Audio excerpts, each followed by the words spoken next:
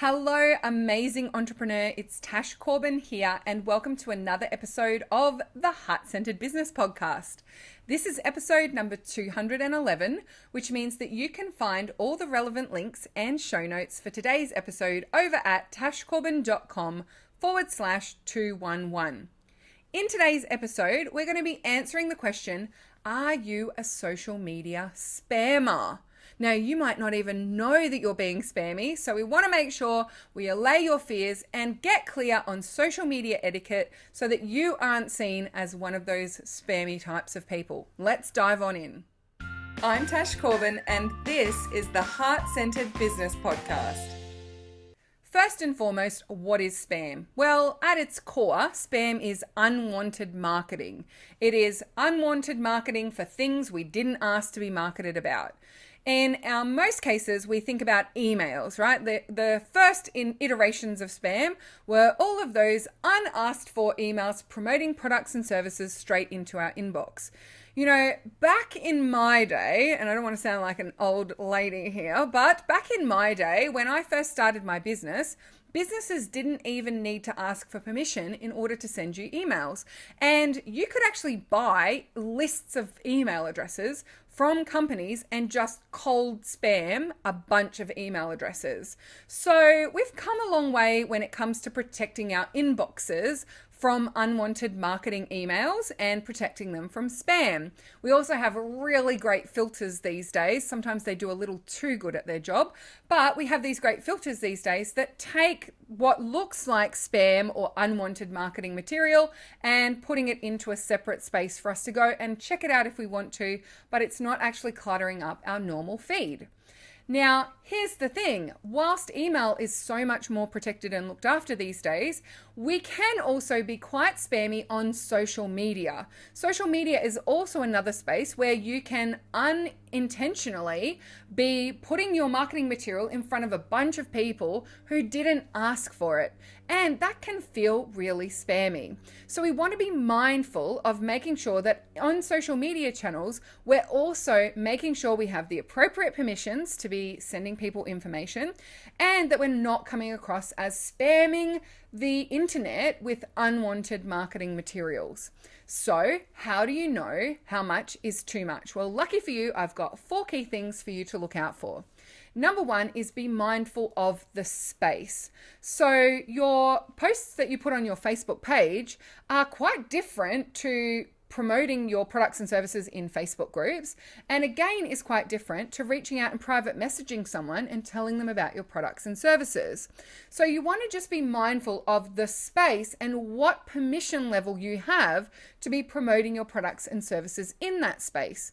So for example, on your Facebook page, it is entirely reasonable for you to be promoting your products and services quite consistently. In fact, for most women in business, I would say they under promote their products and services on their Facebook page. That's one place where you kind of get a free for all. You have a free ticket to promote on your Facebook page as much as you like. And that's the one space people forget to go and promote their products and services. So when it comes to understanding what's too much and what's unsolicited, think about the space. So your page, you can promote as much as you like.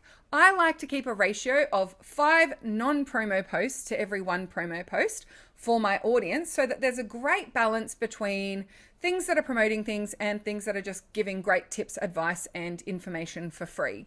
So that's the ratio that I like to keep, but you can 100% have just promos on your Facebook page if you want to. It's your space. So that's up to you. That's your decision.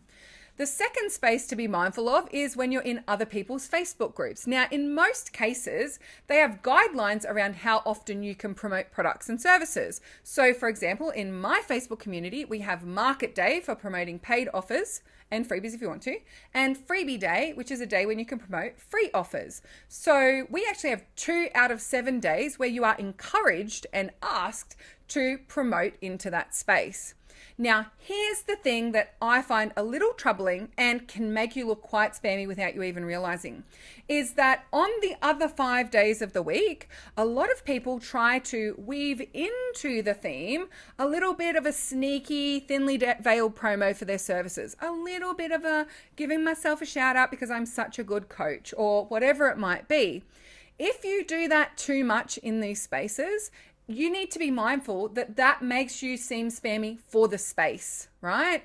So it's really easy for people who are in those Facebook communities to tell when you're trying to use a selfie post to also sneakily talk about your webinar that's happening next week, or when you're trying to use a genius tip post to also try and sneakily tell people about your book that you've got coming out soon.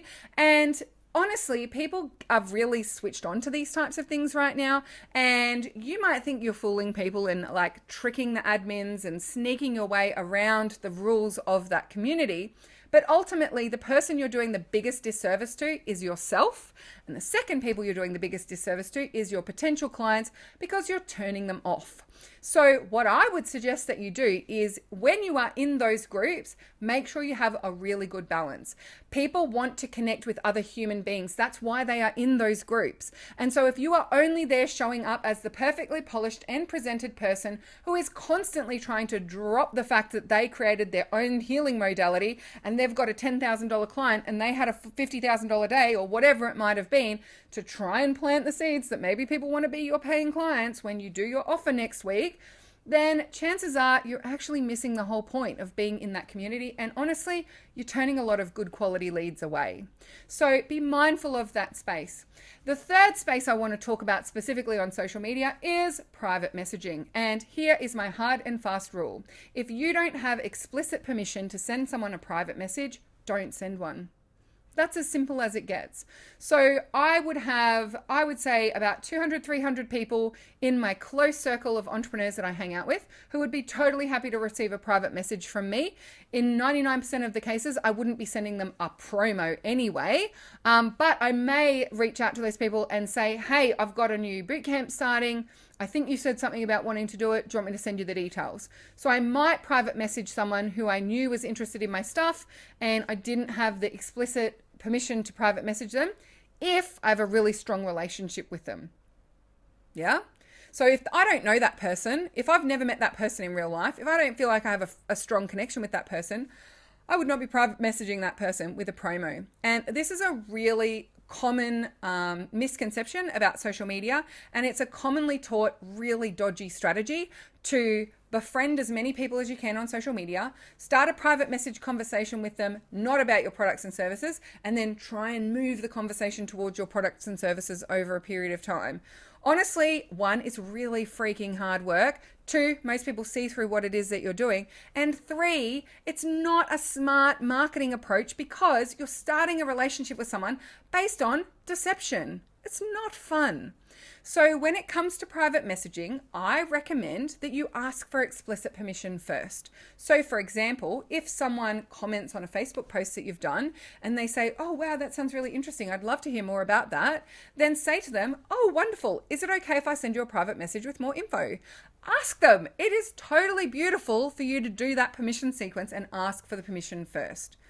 Now, I want to give you an offline equivalent of what this would be like in terms of how to navigate it, because sometimes online etiquette is really hard because we're not used to it. But if we think about it in an offline way, we know how to navigate that kind of social setting. So think about yourself going to a networking event, right? So let's say Facebook is a giant networking event. Now, you wouldn't walk into the room and start pulling people aside one by one by saying, hey, did you know that I do life coaching and I am qualified at the 4th level and blah, blah, blah, blah, blah, and my packages start from $295, right? You wouldn't start a conversation with like that with people in real life. Also, if you were going to a networking event and let's say you're in a Facebook group and that's a big networking event, you wouldn't immediately go and take the microphone off the person running the networking event and say, excuse me, everyone, I just need you all to know I provide VIP health coaching services to help people with overcoming diabetes. And then every 5 minutes, grabbing that microphone again. By the way, did everyone remember? I help people with diabetes. Oh, excuse me, everyone. I just wanted to remind, just in case new people had arrived at the networking event, I help people with diabetes, right? You don't want to be that person. And that person is not the most magnetic person in the room. That makes people take a step back instead of a step forward.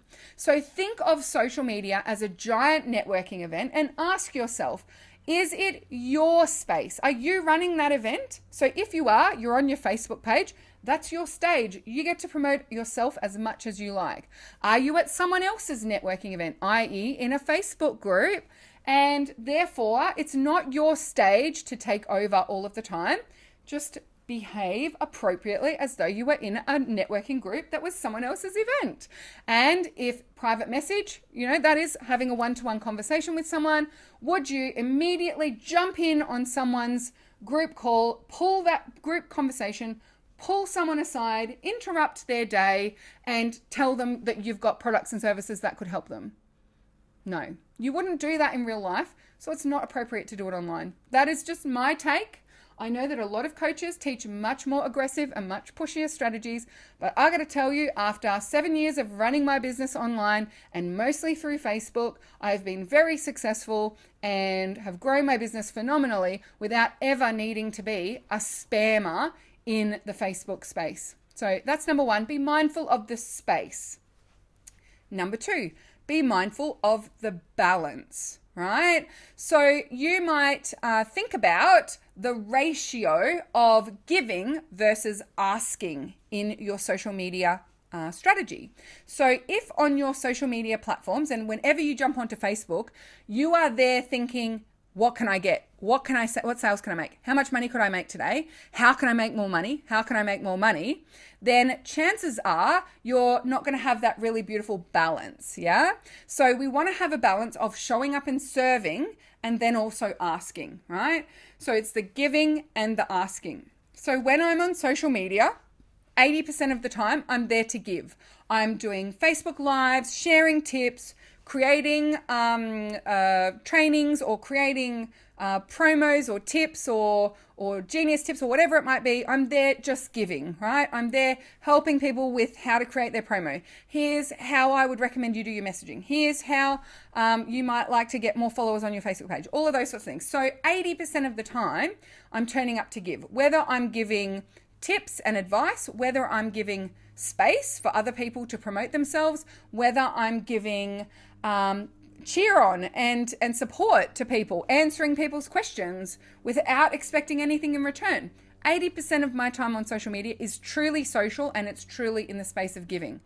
20% of my time on social media is my promo. It's my ask. So that might be inviting people to come to my webinar, telling people about my new VIP package, letting people know about my takeoff program. So I have this beautiful balance of 80% giving and 20% asking. Now, I'm not saying 80-20 is the perfect balance for every single person. Everyone is unique.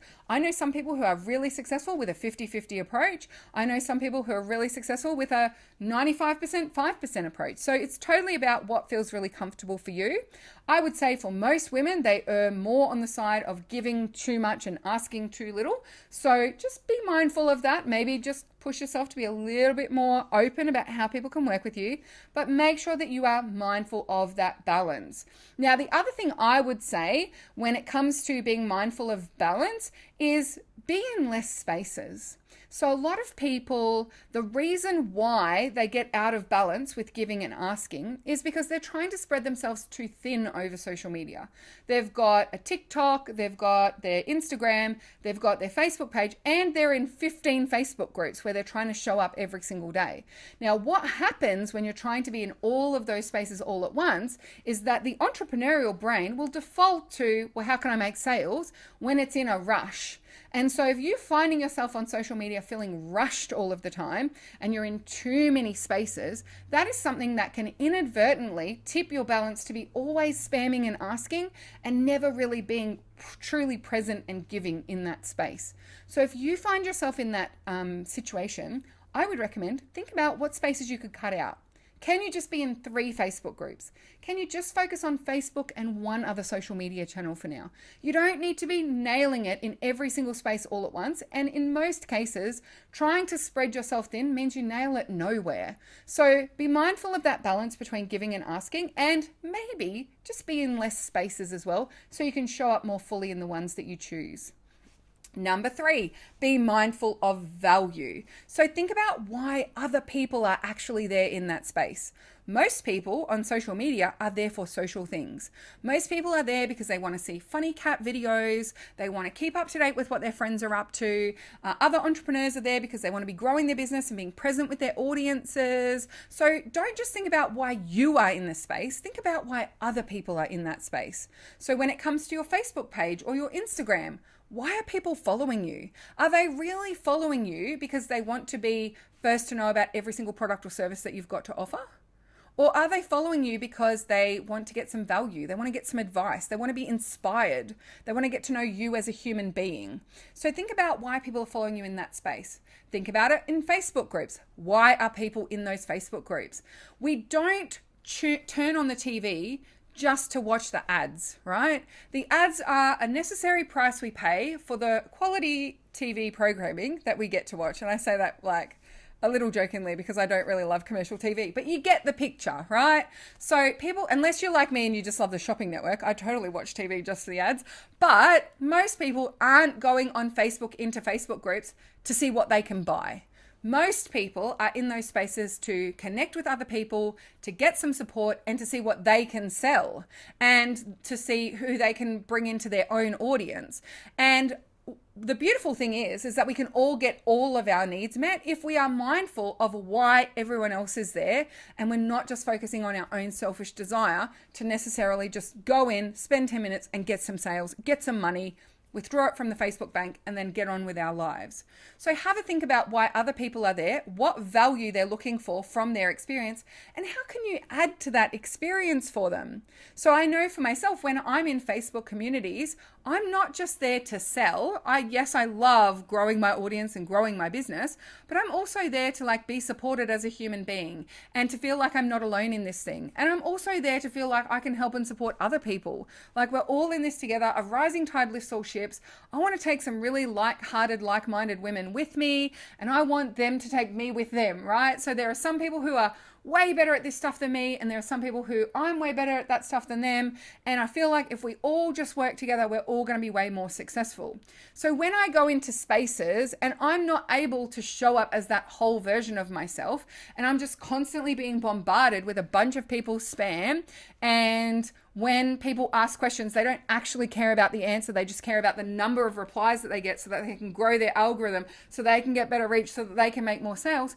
I got to tell you, I don't get value out of that space, so I don't hang out there much, and I don't hang out there as often. So we are responsible as the members of social media, as the members of those Facebook groups, as the people who are in that space, we are responsible for creating the culture, the environment, and the value proposition that we also want to experience. So just think about that and be mindful of that, and think about how you might be able to nurture a more conducive experience for people, and something that people are going to enjoy way more. One thing that I know 100% for sure is that the more people are cheered on social media, and they get supportive comments, and they get asked really meaningful questions, and they're told they're doing amazing work and all those sorts of things, the more often they show up every single day. So if I can be more of a cheer person on social media, I am going to be more of that cheer person, because I know that then those people are going to come back the next day. They're going to keep coming back for weeks after weeks, and we are going to grow to be a really beautiful community of women who love each other, support each other, and we all succeed together. And so I'm not just on social media for what I want to say. I'm also there to listen, to witness other people, and to support other people as well, whether that be with encouraging words or buying their products or services, following their Facebook page, signing up for their mailing list, coming to their webinar, whatever it might be. I try and do as much of that as I can, because I know that that creates the kind of space I want to be in. Final tip: if you're not conscious, if you're conscious of not wanting to be a spammer, in most cases, you're likely to not be too spammy. So if you're actually thinking about this and worrying about this, like, am I being too spammy? Then in most cases, you're not being too spammy, because it's not the people who worry about it who are the ones who are too spammy. It's the ones who are like, okay, I just need to get in, get out, get my spam done, and I'm done.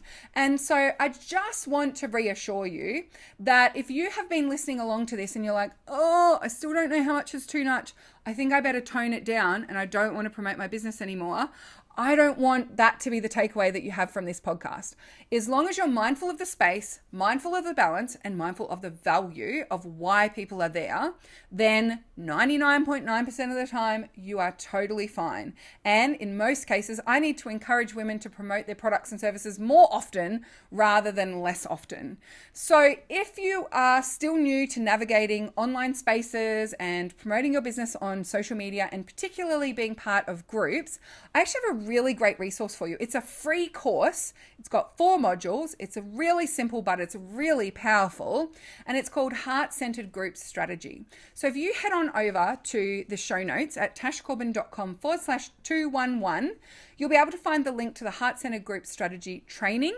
And I would highly recommend that you check that one out, because it gives you some really great strategies on how to maximize the return on investment for your time in being involved in Facebook communities, and also how to understand some of the more finer points of etiquette so that you definitely are not showing up as being a spammer, and you're less likely to have your posts deleted or have admins kick you out of spaces and all those sorts of things.